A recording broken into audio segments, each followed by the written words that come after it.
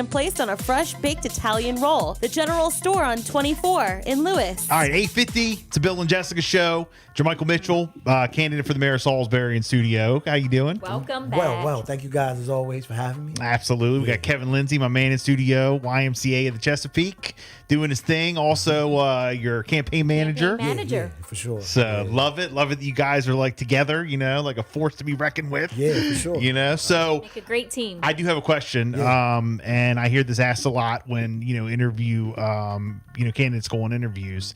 You're running against two other candidates. Why you? Me, I've been consistent. I've been around. I know what the community needs. I can learn more about the budgets and things of that nature. Even though I've seen budgets, I've worked with budgets. I just truly feel like that people know my heart. People know that I want my city to be better. People know that I want the youth's lives to be better. We have those murders that have been going on in our community. People truly know my heart. People know that I'm connected to those situations and that I truly want better for the city as a whole, right? And it's not about me. People should know that by now, right? This isn't an ego thing for me. I could have been egotistical a long time ago, but this isn't truly about me. This is truly about being a servant to the people, which has always been that. And we just feel like with this larger platform, we'll be able to do a lot more to make sure that our city is great. What would you say to someone who says, Jermichael's never been in office, and all of a sudden he's going to want to be the mayor, not even the city council first. Like, what would you say to like a naysayer who says, how's he think he's just going to go in and become the mayor of Salisbury? Yeah, I would say before Westmore became the governor, he had never been truly in politics. I would say that there's ample of other opportunities that you've seen people who are great leaders get into leadership roles and do well. So that's the piece. I'm a great leader. I'm a winner. Yeah. People cannot, one thing for sure, two things for certain. You cannot deny that I'm a winner. Even when I lose, I find ways to be a winner. So my objective is, I'm no matter what, win, lose, or draw, we're still going to be winners. But the objective is just imagine us in this position. You can only imagine the effort and the energy that we're going to put in. You've seen the energy that we've put into everything else that we've ever been a part of. Just imagine if we're in this position, the energy that we'll put in. So I say that, man, give us a fair shot, give us an opportunity. And in 4 years, if I still ain't your guy, we move forward with somebody different. But I feel like give us 4 years, you'll see difference in Salisbury. So you get elected, you become the mayor of Salisbury. Yeah. What is the first order of business? Wow. So I've been asked that question. I'm sure. So much. I'm sure. Over the last couple of days. But to reevaluate the budget, like I said, we just talked about raising taxes on people in the city of Salisbury. Where are we wasting money? Where has money been moved from here? That's the thing we learned. We learned that when we were working for money is moved when they want to move it. Period. Like, let's call a spade a spade. When they want to find money, they go find money for whatever the project is. So what you're saying is like, let's just say at the beginning of the year, for people who don't really understand budgets. So at the beginning of the year, there's a budget that's laid out. For sure. All right. So we have this amount of money for this project, Correct. this amount of money for this group, this amount of money for this project. Yep, that's how it's laid out. But if this project over here needs more money than what was laid out, they'll steal from another. And I wouldn't say steal. I think it has to be voted upon. Sorry. Right? Oh, God. Steal's the strong word. Okay. They will move it. They will take that money. Yeah, it has to be voted upon. Okay. City council has some say in it. So they'll take they money don't just away take it from without this people not knowing. Correct. and put it over on Say this. if we have some extra funds in this budget that we haven't Right. utilized or aren't using, or it doesn't look projected that we're going to use them, right? Use all of it. Correct. Right. We'll move it over here to this. Yeah. To make something happen. And again, it has to be voted upon. But where are we wasting money like that? Like you said, we just talked about the sign. We just talked about Unity Square. We just talked about other places that we know money has been mismanaged. And I think that's the biggest threat from us. We know these things internally. A lot of people have never been able to work for the city and sit in positions like we were able to sit in. And for 2 years, I'll speak for self. For 2 years, I was able to sit in this position. I was able to study, and I was able to see things that people would have never saw. Right. So for 2 years, you were, what was your title? I was a youth development specialist, which was a created position for me. That's where people don't understand. Jake, they created this position for me, right? Other people were interviewed. Of course, you have to interview openly. But then the process was such a crazy process to even get hired.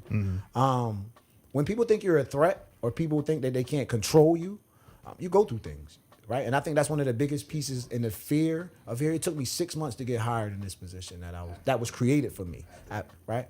And that was just madness. We knew that we were going to go in, facing some adversity when it took me 6 months to get hired. That's half a year. No one should be waiting that long for employment. Right. Right. Especially when a job is created for you and they know you can do the job. I waited 6 months to get in this position. So we knew we were going to face a lot of adversity. But we learned budgets. We learned things that from inside. And I feel like the first thing we need to truly do in my first act is to sit down and reevaluate the budget. Where are we wasting funds? That way we're not raising taxes tremendously on the people. So, okay. So let me ask you this. What is the big, other than the budgets, like what is the biggest thing that needs to happen in Salisbury that needs to change? Oh, man. We need to have a sit-down meeting and make sure that we're all on one accord, if that makes sense. And when I say that, I'm talking about directors, I'm talking about workers, I'm talking about the vision plan for Salisbury, right? Change is different. So me coming in, I feel like certain people may feel threatened. I'll be honest and be real. Me winning, when we win, people are going to feel threatened. People are going to feel like I'm coming in to make drastic change. And that's not what's truly going to happen. We just seen that in our county council locally. They came in and made drastic change. Now they're still fighting to see if people can get hired. They got lawsuits going on and so are these other things. We're not coming in to make drastic change. We want to make sure people still are feeling important in their jobs. We want to make sure people are empowered. What do people need to be successful? And this is for the people that want to stay. Of course, some people may want to leave, and that's fine. They may not be with the vision that we have. We're fine with that. And then we'll go out and look for competent people, not friends, but we'll go out and look for competent people. But what we will say is for those people that are willing to stay, who have been working in those positions, we just want to sit down and make sure that they have the equipment, they have the finances, and they have everything they feel they need to be successful. We'll look at the numbers, and then we'll evaluate from there. I truly believe that Salisbury can be an amazing place. We just got to look at the numbers. So, but what is the ultimate goal? Ultimate goal when for you're me, elected, yeah. you're elected mayor of Salisbury in 2-3. It's a 4-year term, right? Term. Okay, 2, 3, 4 years. Yeah. How do you what's the biggest change that you want to see in Salisbury that's not going on right now? I would say the biggest 3 big changes, and we have 6 points, but 3 big changes for me is one, some sort of transportation, right? We have trolleys, we have transit vehicles that are sitting in our yard. Some sort of form of transportation. It would be key for me. That's one thing, right? Okay. Not just Shore Transit. Shore Transit is a great route, great company, but we need some sort of transportation in the city of Salisbury. Possible, because again, we do it for the SU students. When they start doing their bar crawls and things, we used to send a trolley Thursday through Saturday from on a route from Brew River and downtown and to the apartments in SU area and back. We had a route for that. So if we can create a route for those students, we can create a route for the people in our community. Another thing, of course, is definitely public safety. We got to make sure that we talk about public safety. We got to make sure that our officers are equipped, right? We're one of the only places that officers don't have take-home vehicles. The biggest city on the Eastern Shore. Our officers don't get to take their vehicles home. Oh, really? Yeah, for sure. So they got to go in every night and and then switch cars. Make it make sense. Wow. I know where they get to do in the smaller towns, those vehicles go home with those officers. Okay. Right? So I think that's very big and vital. Let's keep our officers happy. Make sure that they got some things going on that, they're not spending extra money on their own personal vehicles, getting back and forth to work when they have a car that they use every day. So public safety is one of the concerns as well. Then, of course, we have to do more for our communities. You ride through Salisbury, you see that great high-rise building. It looks very beautiful, but our kids are still killing each other. Our kids still have nowhere to go. We got to get back into our communities, and we got to utilize the spaces that we have. We would say, and I would say, and tons of community people would say, when you ride by our community centers, they're underutilized. When we were there the first year that we had those numbers, the first year that go back and look at the statistics, the amount of things that we had going on nightly in Shore Street Community Center, the amount of youth that we were able to touch in that first year that it was open. They've never touched those numbers again since they stopped allowing us to utilize Shore Street Community Center.